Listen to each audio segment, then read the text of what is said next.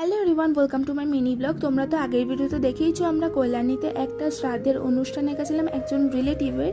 তো সেইখানে গিয়ে আমরা ব্রেকফাস্ট করার পর লাঞ্চের আগে অনেকটা সময় ছিল, সেই জন্য আমরা চলে গেছিলাম একটা মন্দিরে। সে মন্দিরের ওয়েদারটা এতটাই সুন্দর ছিল। ওয়েদার এনজয় করার পরে আমরা বাড়ি ফেরার পথে এই মন্দিরের মধ্যে একটা ডগি পেয়ে গেছিলাম। ডগিটা এত কিউট ছিল, যতক্ষণ ওকে বিস্কুট খেতে দেওয়া হয়েছে ততক্ষণ ও পেছন ছাড়েনি। যতটা আমরা এসে দোকান পর্যন্ত পুরো পেছন এসে আবার দোকানের সামনে গিয়ে বসেও ছিল বিস্কুট খাওয়ার জন্য। ওকে বিস্কুট খেতে দেওয়া হয়েছে, তারপর আমরা বাড়িতে এসেছি। বাড়িতে আসার পরে আমাদের লাঞ্চের টাইম হয়ে গেছিলো, ওখানে আমরা লাঞ্চ করে নিয়েছি। ভাত, লেবু তো ছিলই, আর ঘি ছিল, তারপর শাক ভাজা ছিল, লাল শাক ভাজা পোস্ত দিয়ে, তারপর শুক্তো ছিল, ডাল ছিল, ঝুরি আলু ভাজা ছিল, মাছ ছিল, তারপর পটল চিংড়িও ছিল, আর ছিল চাটনি, পাঁপড়, মিষ্টি, দই।